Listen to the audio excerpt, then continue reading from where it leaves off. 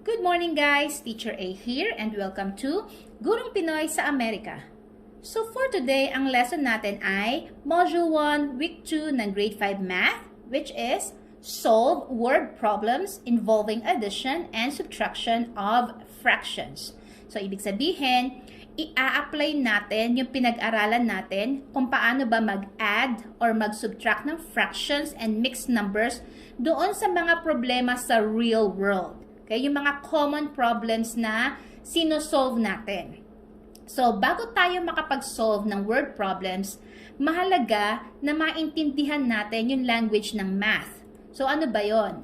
So, since addition and subtraction lang naman ang kasama dito sa ating lesson today, tingnan natin kung ano mga words na magsasabi sa atin kung dapat ba tayong mag-add or mag-subtract.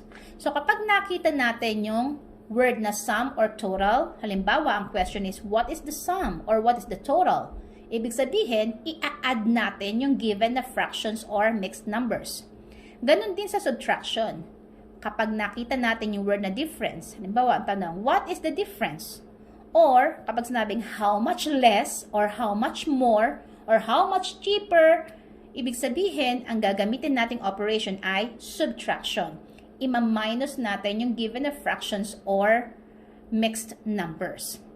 Now, ano ba yung simple steps? Yung 4 na simple steps para ma-solve natin yung word problem. So, una, yung SKU.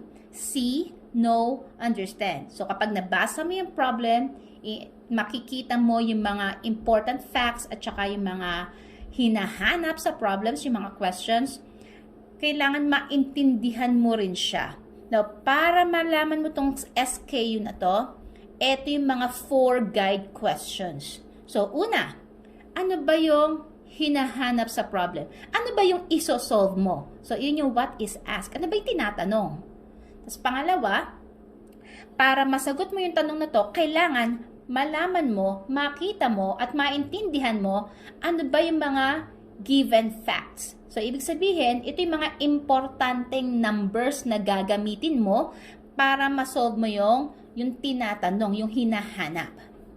Ikatlo, what operation should be used? Dalawa lang naman ang pagpipilian. Either mag-a-add ka or mag-subtract. Depende sa kung ano ang given na keyword sa question. Kung sum or total, ibig sabihin mag-a-add. Kung hinahanap ay difference, or kapag tinatanong ay how much less or how much more, ibig sabihin, magsusubtract ka. And then, yung ika-4, what is or how are the hidden questions?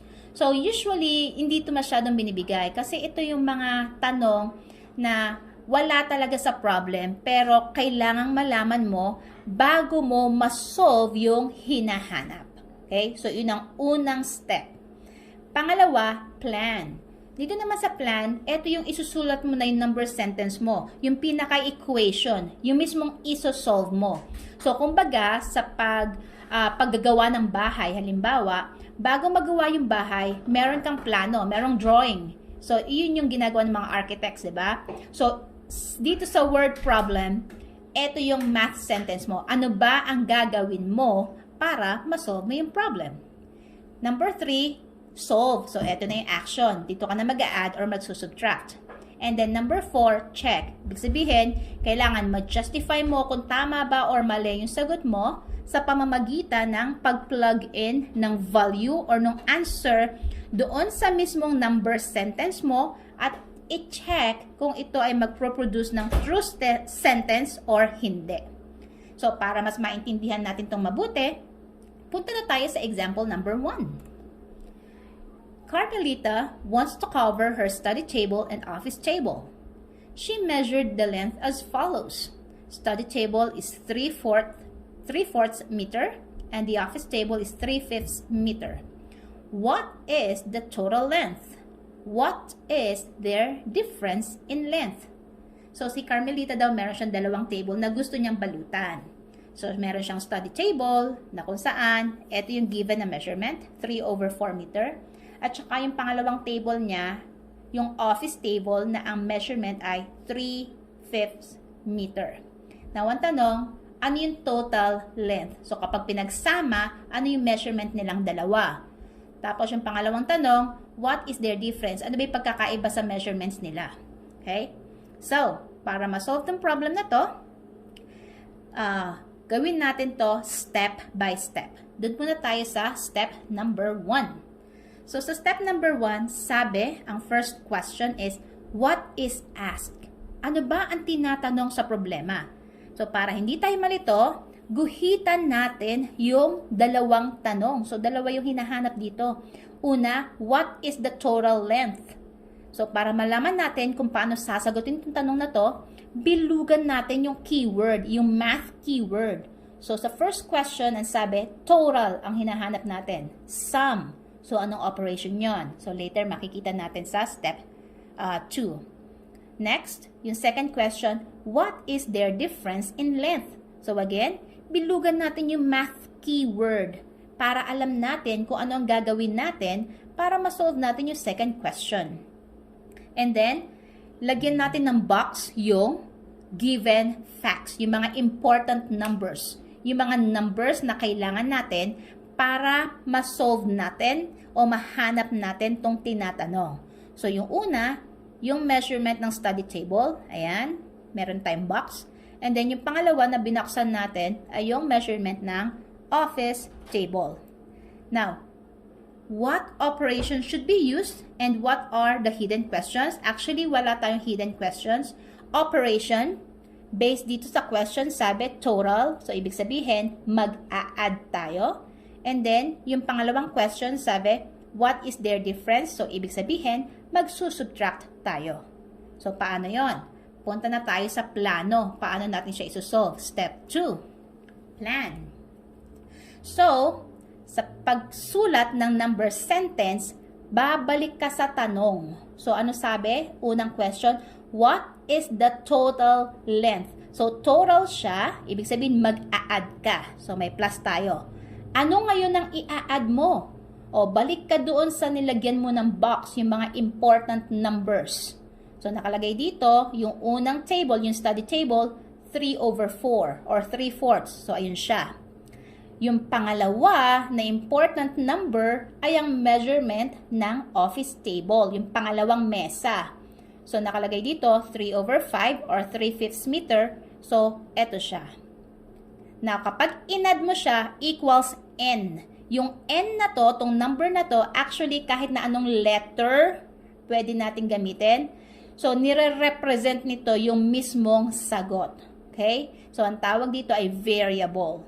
So, kahit na anong letter pwedeng equals A, B, C, D, okay lang yon. Nire-represent niya lang naman kung ano yung sagot later.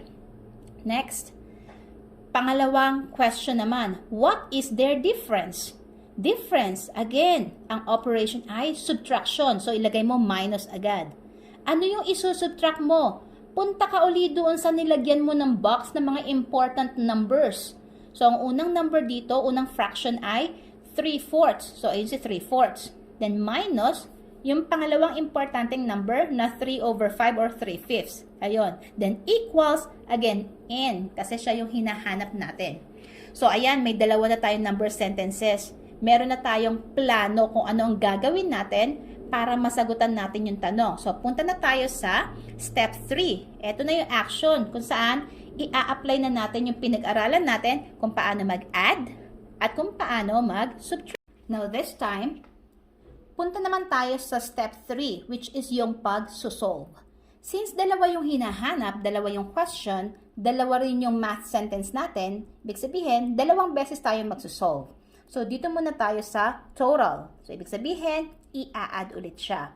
So, ang first step, bago ka mag-solve, kailangan isulat mo muna yung math sentence mo or yung equation mo. So, eto yon. And then, second step, sa pag-solve, again, nung nag-a-add or nagsusubtract tayo ng fractions or mixed numbers, meron tayong dalawang method. So, unang method, pagkuha ng LCD para maging similar fractions sila. Pangalawang method, yung butterfly method. So, dito, sa aking example, ginamit ko yung butterfly method. Na kung saan, minultiply ko yung mga numbers diagonally. So, yung 3 times 5 na nakabilog sa yellow, ang sagot is in yellow, 15. And then, yung 3 times 4 na nakabilog ng red, ang sagot ay in red, which is 12. And then, yung mga denominators, 4 times 5 ay 20. So, ayan. Since iisa na lang ang denominator niya, pwede ko nang isolve yung mga numerators. So, 15 plus 12 ay 27. And then, kopyahin yung denominator na 20. Ito na ba ang final answer? Hindi pa. Kasi, yung 27 ay mas malaki kaysa sa nasa ilalim na 20. So, you have to divide para ma-simplify. So, 27 divided by 20, ang whole number ay 1. So, merong isang 20 sa 27. And then, i-subtract. 27 minus 20 ay 7. So, yung remainder na yun ang numerator. And then, kopyahin si divisor which is 20. So, therefore, ang final answer ay yung total number or yung total measurement ay 1 and 7 over 20 meters. Okay? Now, punta naman tayo sa second na math sentence na kung saan hinahanap yung difference. So, ibig sabihin, isusubtract lang natin yung mga given na fractions. So, again, first step, kopyahin natin yung math sentence or yung equation na 3 over 4 minus 3 over 5 equals n. And then, isolve natin using kung anong method ang mas madali sa inyo. Dito ulit sa example ko, ginamit ko yung butterfly method. Minultiply ko ulit sila diagonally, yung nakabilog ng yellow. 3 times 5 ay 15, which is written in yellow. And then yung pangalawa, 3 times 4, nakabilog ng red. Ang sagot ay 12, which is in red. And then yung mga denominators, 4 times 5 ay 20. So, since iisa na ulit ang aking denominator, pwede ko nang isolve yung mga numerators. 15 minus 12 ay 3, and then kopyahin si denominator na 20. So, therefore, ang sagot ay 3 over 20. Final answer na ba? Yes, kasi hindi na siya masisimplify, hindi na siya ma-reduce sa lowest term. Walang number na pwedeng i-divide both kay 3 at saka kay 20. So, ang final answer, ang difference, yung pagkakaiba sa measurements ng dalawang lamesa ay 3 over 20 meter. Okay? So, yan ang step 3. Now, paano natin malalaman kung tama yung sum na 1 and 7 over 20 meter and then yung difference na 3 over 20 meter? Yun ang step 4 na kung saan i-check natin. So, sa pag-check, katulad na sinabi ko, ipa-plug in lang yung value or yung sagot na na-solve natin. Tapos, sa huli, dapat mag-create tayo ng true sentence. So, paano yon? Again, first step, isulat natin yung math sentence natin. So, ito yon. 3 over 4 plus 3 over 5 equals n. Second step, si n palitan natin. Ano ba yung naging sagot natin? So, ayun, nasa taas, nakasulat si n ay 1 and 7 over 20. So, kopyahin yung nasa left side ng equation, then equals, then si n palitan ng mismong sagot na 1 and 7 over 20. Now, isolve natin si left side ng equation. So, 3 times 5, again, nakabilog ng yellow is 15. 3 times 4, nakabilog ng red ay 12. Then, 4 times 5, nakabilog ng pink ay 20. Equals, tapos itong nasa right side, ang ginawa ko lang is, sinulat ko siya as improper. Kinonvert ko ulit siya, yung mixed number, into improper. Paano yon? 20 times 1 ay 20 plus 7 ay 27. So, 27 over, kinopya ko si denominator na 20. So, tingnan natin na kapag sinolve si left side, kung magiging 27 over 20 rin ang sagot. So, solve natin si left side. 15 plus 12 ay 27. And then, kopyahin si over 20. Equals, kopyahin natin yung nasa right side na 27 over 20. Now, pag pareho sila, ibig sabihin, true ang sentence natin, which means, tama ang ating final answer. Okay? Now, i-check natin kung yung difference ay tama. So, ang difference natin ay n equals 3 over 20. So, same step. Isulat ulit natin yung ating math sentence. Second step, instead na n, palitan natin siya ng mismong sagot na 3 over 20 habang kinokopya yung nasa kaliwang side ng equation or ng math sentence. And then, isolve ulit natin yung nasa kaliwa. So, using butterfly method, Ito siya. So, 3 times 5, 15. 4 times 3, 12. Minus siya over 4 times 5 ay 20. Equals, kopyahin uli natin yung nasa kanan. So, yung nasa kanan, usually, since yun yung sagot, kopya ka lang ng kopya. Tapos, sa bandang huli, tingnan mo kung yung kinopya mo na yon ay kapareho na nasa kaliwa. Which is, sa case na to, pareho sila na 3 over 20. And it's a true sentence. So, ibig sabihin, tama yung sagot natin. So, tama yung 3 over 20. So, yan. Yan yung way kung paano mag-solve ng word problems involving addition and subtraction of fractions. So, kung nagustuhan niyo yung lesson natin, kung natuto kayo, kindly give me a like. And pakishare na rin sa mga classmates nyo, sa mga nanay ng classmates nyo para maituro sa mga anak nila. Or para maipapanood sa mga anak nila. Okay? So, see you on my next video. Paalam!